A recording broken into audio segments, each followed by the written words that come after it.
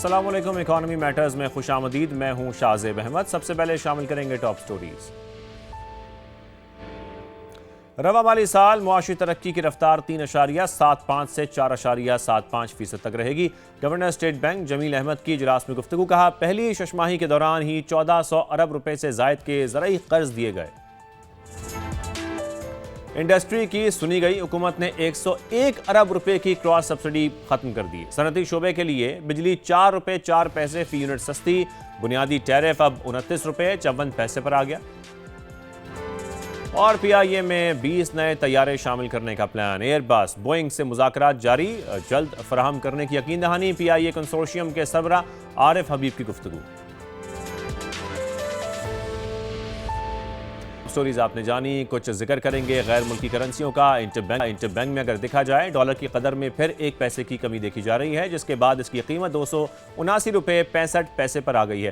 फिर यूरो के हवाले से आपको बताएं, ये 1 रुपया 5 पैसे सस्ता हुआ है। फिर बरतानवी पाउंड की कीमत में भी 99 पैसे की कमी देखी जा रही है, जिसके बाद इसकी कदर 381 रुपए 43 पैसे हो गई है। गोल्ड के हवाले से बताएं आपको, इंटरनेशनल मार्केट में इस्तेहकाम के बायस मकामी सतह पर भी कीमतें बरकरार रहीं। फी तोला कीमत 5,28,562 रुपए पर मुस्तहकम रही। अगर चांदी का जिक्र करें तो इसमें भी फी तोला 90 रुपए इजाफा देखा गया है, जिसके बाद कीमत 8,825 रुपए पर पहुंच गई है। आज के मौजू की तरफ आते हैं। आज प्रोग्राम में हम जिक्र करेंगे कि पाकिस्तान की जो अमेरिका को बरामदात हैं वो किस तरफ जा रही हैं, क्योंकि पाकिस्तान अमेरिका से जो मिले रियायती 19% टैरिफ से जो खातिर ख्वाह फ़ायदा है वो नहीं उठा सका है। अदाद शुमार को अगर देखा जाए तो जुलाई से दिसंबर तक अमेरिका को एक्सपोर्ट्स में सिर्फ और सिर्फ 3% इजाफा हुआ है, जिसको अगर ऊंट के मुंह में जीरा कहा जाए तो ये गलत नहीं होगा। और टेक्सटाइल सेक्टर भी तवक्को के मुताबिक परफॉर्म नहीं कर सका। फिर रियायती टैरिफ मिलने के बावजूद सिर्फ 4% इजाफा ही हो सका है टेक्सटाइल सेक्टर में। दूसरी तरफ अगर हम देखें, भारत के अमेरिका के साथ जो ताल्लुकात हैं वो अब देखा जा रहा है, खासतौर पर इकोनॉमी को लेकर कुछ बेहतर हो रहे हैं। सदर ट्रंप ने इंडिया पर से टैरिफ 50 से कम करके अब 18% कर दिया है। फिर भारत की जो यूरोपीय यूनियन के साथ मदर ऑफ ऑल डील्स है वो भी हो चुकी है। तो ऐसे में पाकिस्तानी एक्सपोर्ट्स कहाँ खड़ी हैं, पाकिस्तानी एक्सपोर्ट्स के लिए खतरात किस हद तक बढ़ गए हैं या मुसलसल बढ़ते जा रहे हैं, इस पर आज हम बात करेंगे। लाहौर चैम्बर ऑफ कॉमर्स के सदर फ़हीम रहमान सैगल साहब हमारे साथ मौजूद होंगे, जबकि समा के नुमाइंदा खुसूसी शकील अहमद भी हमें ज्वाइन कर चुके हैं। लेकिन उससे पहले आपको शकील अहमद की एक खुसूसी रिपोर्ट दिखाते हैं, फिर आगे बढ़ते हैं।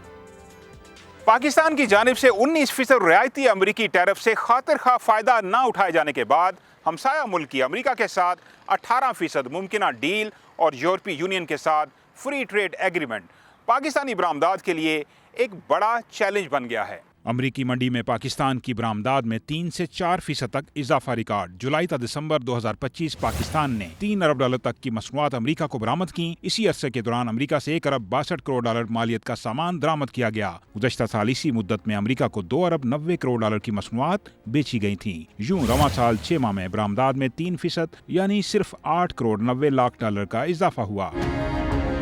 दस्तावेज के मुताबिक टेक्सटाइल मसनूआत की बरामदात 4% इजाफे से 2 अरब 47 करोड़ डॉलर रही, जबकि मैन्युफैक्चरिंग और माइनिंग की बरामदात 3% बढ़कर 43 करोड़ 40 लाख डॉलर हो गई। ज़रई और ग़िज़ाई अशिया की बरामदात 9% इजाफे के बाद 9 करोड़ 90 लाख डॉलर रिकॉर्ड की गई। गुज़श्ता माली साल पाकिस्तान ने अमरीका को 5 अरब 28 करोड़ डॉलर का सामान बरामद किया, जबकि अमरीका से खरीदी गई मसनूआत की मालियत 2 अरब 87 करोड़ डॉलर रही। पाकिस्तान को बदलते आलमी हालात में अपनी बरामदात बढ़ाने के लिए पैदावारी लागत में कमी के साथ साथ एक नई हिकमत अमली अपनाना होगी। कैमरामैन नवाज अहमद के साथ शकील अहमद, समा, इस्लामाबाद।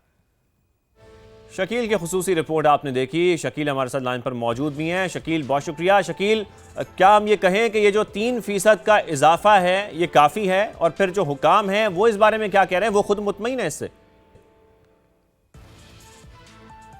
बहुत शुक्रिया शाहजेब। ये इजाफा नाकाफ़ी है और आपने दुरुस्त कहा कि ऊँट के मुंह में जीरे के मुतरादिफ है। बहुत नॉमिनल सा इंक्रीज़ है। पाकिस्तान को अच्छा चांस मिला था। जुलाई में 19% टैरिफ था यूएस का, बाकी मुल्कों के मुकाबले में देखें तो कम था। बांग्लादेश है, इसके अलावा वियतनाम है, इंडिया है, उनके मुकाबले में कम था, लेकिन बहुत कम इंक्रीज़ हुआ है। सिर्फ 9 करोड़ डॉलर का इजाफा हुआ है। तो मेरी इंडस्ट्री के जो लोग हैं उनसे बात हुई, वजारत तजारत के हुकाम से भी बात हुई। उनका ये कहना था कि वो बिल्कुल मुतमिन नहीं है, हम वो फ़ायदा नहीं उठा सके। इसमें जो कसूर है वो दोनों तरफ है। इंडस्ट्री के लोग जो हैं वो भी वैल्यू एडिशन और मॉडरेशन की तरफ, इनोवेशन की तरफ नहीं जा रहे, और दूसरी तरफ हुकूमत की तरफ से जो कारोबारी लागत है उसमें काफ़ी ज़्यादा इजाफा है। अगरचे हुकूमत ने एक पैकेज का ऐलान किया है, वज़ीर-ए-आज़म ने 4 पैसे फी यूनिट कमी की बिजली में, और इसके अलावा जो एक्सपोर्ट फाइनेंस स्कीम है उसमें कमी की गई, और साथ साथ ब्लू पासपोर्ट और इसके अलावा जो चार्जेस हैं वो भी दीगर कम किए गए। लेकिन मजमूई तौर पर पाकिस्तान को इससे फ़ायदा उठाना चाहिए था, लेकिन अब हुआ ये है कि एक शायद नई डेवलपमेंट हो गई है। आपको पता है कि हमसाया मुल्क जो है उसके अमेरिका के साथ ताल्लुकात बेहतर हुए हैं, यूरोपीय यूनियन के साथ कहा जा रहा है कि मदर ऑफ ऑल डील्स की गई है, तो उसके नतीजे में अब पाकिस्तान को 8 से 10% डिसएडवांटेज हो गया। ये खुद मिनिस्ट्री ऑफ जो कॉमर्स है उसके ऑफिशियल। लेकिन शकील, आपने कहा ना कि जैसे कि प्रॉब्लम दोनों तरफ है, इंडस्ट्रीज की भी है, फिर हुकूमत उस तरीके से फैसिलिटेट भी नहीं कर रही, लेकिन ये चीज़ें इंटरकनेक्टेड भी हैं। अब इंडस्ट्रीज यही कहती हैं वैल्यू ऐड तब करेंगे जब हमें गवर्नमेंट फैसिलिटेट करेगी, हमारी प्रोडक्शन कॉस्ट कम होगी। तो जब तक ये इंटरलिंक्ड हैं चीज़ें, ये बेहतरी की तरफ फिर कैसे जाएंगी शकील? शाज़ेब, बिल्कुल आपने सही कहा है, लेकिन माजी में भी हमने देखा है कि एक्सपोर्ट सेक्टर के लिए जो बरामदी शोबा है उसकी पैदावार बढ़ाने के लिए मुख्तलिफ हुकूमतें इनको पैकेजेस देती आई हैं, लेकिन वो इस तरह रिजल्ट नहीं आया। $32 बिलियन से हम ऊपर नहीं जा रहे, उसमें भी हमारी 55-60% जो है टेक्सटाइल की एक्सपोर्ट है। फिर 3-4 रवायती मंडियाँ हैं, मार्केट्स हैं इंटरनेशनल, अमरीका है, यूरोपीय यूनियन है, बरतानिया है और चाइना है। फिर बांग्लादेश को हम रॉ मटेरियल एक्सपोर्ट कर रहे हैं, तो हमारे मसाइल वहीं के वहीं हैं। जो मंडियाँ हैं, एक्सपोर्ट्स मार्केट्स, वो भी नहीं बढ़ी, इनोवेशन या वैल्यू एडिशन भी नहीं हुई, और साथ साथ जो मसाइल हैं वो बिल्कुल आपने दुरुस्त कहा कि कॉस्ट ऑफ डूइंग बिजनेस ज़्यादा है। अभी भी पॉलिसी रेट डबल डिजिट पे है, 10.5% है, 22.5% से नीचे आया। लेकिन जो एनर्जी कास्ट है, अभी भी कहा जा रहा है कि आज जो मिनिस्टर एनर्जी हैं वो कह रहे थे कि हमने 11.5 सेंट्स कर दी है फी यूनिट जो कास्ट है इंडस्ट्री के लिए एनर्जी की, लेकिन अभी भी रीजन में देखें तो ज़्यादा है। बांग्लादेश में, इंडिया में, वियतनाम में, कंबोडिया में इवन ये कम है, 6-7-8 सेंट्स तक है, तो एक उनको एज वहाँ पे है। और दूसरा रॉ मटेरियल उनके पास अपना होता है, हमारे पास रॉ मटेरियल भी नहीं है, इंपोर्ट करना पड़ता है। फिर इसके अलावा बाकी इश्यूज़ हैं, गैस महंगी है, कैश फ्लो का इशू है, रिफंड्स के मामलात हैं। तो ये सारी चीज़ें मिलाकर कहीं ना कहीं हुकूमत को मज़ीद फैसिलिटेट करना पड़ेगा, और जो इंडस्ट्री है उसको भी अपनी जो जिम्मेदारी है वो निभाना होगी, रोल जो है वो प्ले करना पड़ेगा। बिल्कुल, इंडस्ट्री को भी अपना रोल प्ले करना पड़ेगा। फ़हीमुर रहमान सहगल साहब भी हमें ज्वाइन कर चुके हैं। फ़हीम साहब, बहुत शुक्रिया शो में ज्वाइन करने के लिए। फ़हीम साहब, 19% रियायती टैरिफ के बावजूद पाकिस्तान अपनी एक्सपोर्ट्स में अमेरिका के साथ उस हद तक इजाफा नहीं कर सका है। क्या प्रॉब्लम है? हम कहाँ पर चीज़ों को हमें बेहतर करने की ज़रूरत है, आपको क्या लगता है? थोड़ा सा माइनर सा इंक्रीमेंट आया है। जो हमारी एक्सपोर्ट टू अमेरिका थी 3.17 बिलियन यूएस डॉलर की इस साल हुई है, जबकि जो लास्ट ईयर 3.01 यूएस डॉलर थी। तो मैं समझता हूँ ये आफ्टर टैरिफ जो 19% हमारा, आपको पता है पहले टैरिफ से ये अमेरिकन टैरिफ कम हुआ था, जबकि हमें इससे खातिर खा फ़ायदा उठाना चाहिए था। जो एक पीरियड आया था, इंडिया का टैरिफ 50% हो गया, हम खातिर खा फ़ायदा इसलिए नहीं उठा सके कि हम बहुत सारे फोरम पे, हमारे से पहले भी जब जो बात हो रही थी वो भी यही कह रहे थे कि हमारी कॉस्ट ऑफ डूइंग बिजनेस जो है वो रीजनल ममालिक से बहुत ज़्यादा है। आप अंदाज़ा करें कि अभी निकी जो स्टॉक एक्सचेंज है जापान की, उसने एक रिपोर्ट शाया की है, उसने बताया है कि Pakistan is 34% more expensive than the regional country. आप अंदाज़ा करें, ये आप जो होलसेल बिजनेसेस होते हैं वो तो होते ही 2-3% पे हैं, तो ये 34% हम रीजन कंट्रीज में वैसे हायर हैं। इसके अलावा हमने सेस लगा रखा है अपने एक्सपोर्टर के लिए 1.85%। जो भी इंपोर्ट एक्सपोर्ट करेंगे हम इंपोर्ट करेंगे। आपको पता है हम इंपोर्ट बेस्ड कंट्रीज हैं, हमारा ज़्यादातर एक्सपोर्ट का और लोकल इंडस्ट्री का जो रॉ मटेरियल है वो भी इंपोर्ट होता है। इंपोर्ट करें या एक्सपोर्ट करें उस पर 1.85% जो है वो सेस लगाती है गवर्नमेंट। फिर इसके अलावा एक्सपोर्ट की जो रेमिटेंसीज बैंक में आती हैं, स्टेट बैंक, जो आपका अगर डॉलर का रेट 280 है तो वो जो एक्सपोर्टर को जो डॉलर मिलता है वो 2.73 रुपीज़ पे मिलता है, विच इज़ आई मीन ये डिफरेंस भी बहुत ज़्यादा है। हालांकि होना चाहिए, दूसरे ममालिक में तो ये सब्सिडी दी जाती हैं, बल्कि उनको इनकी कॉस्ट ऑफ डूइंग बिजनेस करने के लिए दूसरे एडवांटेजेस दिए जाते हैं। अगर हुकूमत ने ये डॉलर का रेट एक्सपोर्टर्स के लिए कोई डिफरेंस रखना भी है तो 1-2 रुपए का फ़र्क रखना चाहिए, इतना ज़्यादा फ़र्क। और आपको पता है कि ये पिछले दिनों जो बैंकिंग का प्रॉफिट कई गुना बढ़ गया है। उसकी वजह क्या है? यही कि उनकी कोई रेगुलेटरी अथॉरिटी नहीं है, उनके ऊपर कोई वो सर्वेलेंस नहीं है, उनके ऊपर कुछ चेक बैलेंस नहीं है, वो मनमानी कर रहे हैं। तो मेरे ख्याल में ये चंद चीज़ों को एड्रेस हमारे लेकिन फ़हीम साहब, जब आप रीजनली कंपैरेटिव होने की बात कर रहे हैं ना, एक तो हम वहाँ पर स्ट्रगल कर रहे हैं, फिर साथ में अब ये एक और प्रॉब्लम, ज़ाहिर है भारत को अब अमेरिका से 18% जो टैरिफ है वो मिल रहा है, फिर यूरोपीय यूनियन के साथ उनकी मदर ऑफ ऑल डील्स हो जाएगी। तो ज़ाहिर है एक तो हम रीजनली कंपैरेटिव नहीं है, फिर उसके बाद जब भारत इस तरीके से आगे निकलेगा तो हमारी तो एक्सपोर्ट्स मजीद खतरे में पड़ जाएंगी। लेकिन सबसे पहले तो आप ध्यान में रखें, इस वक्त हमारी जो सबसे ज्यादा एक्सपोर्ट है, ये हमारा जो 30 to 32 बिलियन एक्सपोर्ट हमारी दो मुल्कों के साथ सबसे ज्यादा है। एक तो ईयू के साथ ज्यादा एक्सपोर्ट है और दूसरी अमेरिका के साथ। ईयू के साथ जो हमें जो एक वो मिली हुई थी आपको डिस्काउंट, जीरो टैरिफ था मेरे ख्याल में, जो जिसको आप मदर ऑफ ऑल इंडिया जो कह रहा है, इसका एक बड़ा नेगेटिव इम्पैक्ट आएगा। उसको इस टैरिफ में तकरीबन सारे ही प्रोडक्ट जिसमें मेजर प्रोडक्ट केमिकल्स हैं, टेक्सटाइल हैं, ऑटोमेटिव पार्ट्स हैं, ज्वेलरी हैं, वो सारे आइटम पे उनकी एक्सेस उनको मिल जाएगी। एक तो टैरिफ उनका कम हो जाएगा, दूसरी तरफ वो कम्पेटिटिवनेस ऑलरेडी उनकी कॉस्ट ऑफ डूइंग बिजनेस हमसे कहीं कम है। ये जो हम हर वक्त इलेक्ट्रिक टैरिफ की बात करते रहते हैं, पावर सेक्टर के टैरिफ की बात करते रहते हैं। हमारा टैरिफ 12 सेंट है। अभी आपने जो 4 रुपए की एक्सपोर्टर के लिए वो टैरिफ को कम किया है, वो भी मैं समझता हूँ कि अभी तक उनकी पॉलिसी वाजिया नहीं हुई। अभी ये नहीं बताया गया कि वो सारे अक्रॉस दी बोर्ड है या चंद सेक्टर को ये सब्सिडी दी गई है। मैं समझता हूँ कि अगर इन टर्म्स ऑफ डॉलर अगर आप देखें तो ये 1.45 सेंट बनती है। इवन देन यानी ये सब ये डिस्काउंट देने के बाद भी हम सिंगल डिजिट पे नहीं आएंगे। तो हमारी जो अभी भी टैरिफ है वो रीजनल कंट्री से कहीं ज्यादा है। हमारे यहाँ रेट ऑफ इंटरेस्ट ज्यादा है।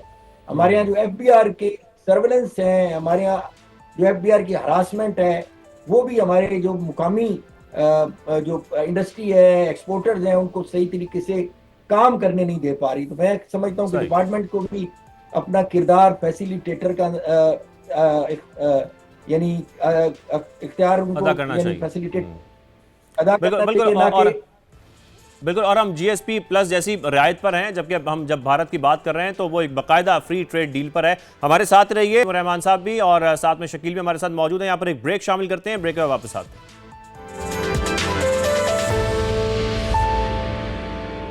Welcome back. फ़हीम साहब, हुकूमत जो है वो पॉलिसी रेट 22 से 10.5 पर ले आए। क्रॉस सब्सिडी उन्होंने ख़त्म कर दी इंडस्ट्री से, जो एक बड़ा मुतालबा था। बिजली 4 रुपये सस्ती कर दी फी यूनिट। इसके बाद भी कोई फ़र्क नहीं आएगा फ़हीम साहब इंडस्ट्रीज़ पे, प्रोडक्शन पे? देखें जी, हमारा जो डिफरेंस है इतना ह्यूज है ऑलरेडी। तो एक नॉमिनल जो आपने डिस्काउंट दिया है वो भी अभी वाजिया नहीं है। अभी उस पर उस जो आपने ये सब्सिडी दे रहे हैं उसकी जो एक साइनिंग अथॉरिटी है वो अभी तक मंजर आम पे जो डॉक्यूमेंट नहीं आया, और उसमें अभी तक ये भी वाजिया नहीं है कि वो कौन से सेक्टर अक्रॉस दी बोर्ड है या चंद सेक्टर है। तो लॉट ऑफ क्लैरिफिकेशन उसमें अभी रिक्वायर्ड है। तो मैं ये समझता हूँ कि जब तक ये सारी चीज़ें सामने नहीं आती, देखिए जी, हमारा पॉलिसी रेट भी जब तक इन्होंने एक्सपोर्टर के लिए 300 पॉइंट्स जो कम किए हैं वो भी एक अच्छा अमल है। इस वक्त मैं समझता हूँ कि तकरीबन 4 पे आ जाएगा उनका इंटरेस्ट रेट लगभग। तो मैं ये समझता हूँ कि लेकिन फ़हीम साहब, आपके अपने अल्फाज थे कि ज़ाहिर है जब क्रॉस सब्सिडी ख़त्म हो जाएगी तो उसके बाद बहुत ज़्यादा फ़र्क आएगा इंडस्ट्रीज़ के प्रोडक्शन पे, हमारी एक्सपोर्ट भी बढ़ सकेंगी। तो आपको लगता है अब कुछ तो फ़र्क आ सकता है? देखिए जी, कुछ सेक्टर वाइज जिनको इंसेंटिव दिया गया होगा शायद उन पे थोड़ा बहुत फर्क आए, लेकिन ओवरऑल हमें इसमें बड़ी रैपिड और बड़ी एक बड़े पैमाने पे इसमें रिफॉर्म करनी चाहिए। इस वक्त आपको पता है हमारा एज ऑफ टुडे अगर आप देखें तो हमारा ट्रेड डेफिसिट जो है फिर 22 बिलियन डॉलर तक चला गया। और अगर हमें रेमिटेंसेस सपोर्ट ना करें, उसमें आपको पता है 11% इंक्रीमेंट आई है। जो हमें बाहर से रेमिटेंस लास्ट ईयर भी आई थी, वो भी एक रिकॉर्ड इजाफे के साथ वो 32 to 38 बिलियन यूएस डॉलर हो गई थी। अभी भी जो इसमें मजीद 11% की इंक्रीमेंट आ रही है, विच शोज के end of this fiscal year ये 43 बिलियन यूएस डॉलर तक चली जाएंगी। मैं ये समझता हूँ अगर ये हमें सपोर्ट ना करें और हमारी एक्सपोर्ट जिस तरह हमारा ट्रेड डेफिसिट बढ़ रहा है, तो ये हमारे लिए बहुत ठीक है। अच्छा फ़हीम साहब, एक इशू और भी है जो आजकल मौजूद बहस भी है, जो नई सोलर रेगुलेशंस हैं, जिसके बाद हम ये देख रहे हैं कि फैक्ट्रियों ने करोड़ों रुपए लगाए, अपने सोलर इंस्टॉल किए, इसमें एसएमईज भी बहुत बड़ी तादाद में शामिल हैं, लेकिन अब उनका जो पे बैक पीरियड है वो तो डबल नहीं हो जाएगा, ये तो उनके लिए बहुत बड़ा नुकसान होगा। देखें, इसमें बहुत सारी चीजें हैं जो इस वक्त हुकूमत के लिए लम्हा फिक्रिया वो ये है कि एक तो हुकूमत की अपनी अपनी जो क्रेडिबिलिटी है, आपने किया हुआ मायदा उससे अगर मुनहरफ होते हैं तो ये कोई अच्छी बात नहीं है। लोगों ने इस पर बहुत ज्यादा इन्वेस्टमेंट की है। 2017 से 2025 तक इसमें हमने जो सोलर पैनल की इंपोर्ट की है वो लगभग 7 to 8 बिलियन US डॉलर पे इसमें हमारी फॉरेन एक्सचेंज यहाँ से गया है। और अभी ये जो बात हो रही है, आप जो बैटरीज इंपोर्ट करने की, जिसकी वजह से आपको बिल पैनल के, इससे भी हमारा तकरीबन 4 बिलियन US डॉलर तक इंपोर्ट बिल बढ़ जाएगा। और जो गवर्नमेंट चाह रही है ना कि आप जो सोलर पैनल से आपकी बिजली जो है, आप जो ऑयल बेस्ड IPP से जो बिजली ले रहे हैं वो तकरीबन 50 यूनिट से भी ज़ायद है। वो अगर आप इसकी बिजली यानी आप बैटरी मंगवाने के बाद भी जब इसकी कॉस्ट निकलेगी तो 25 से 30 रुपए बनती है।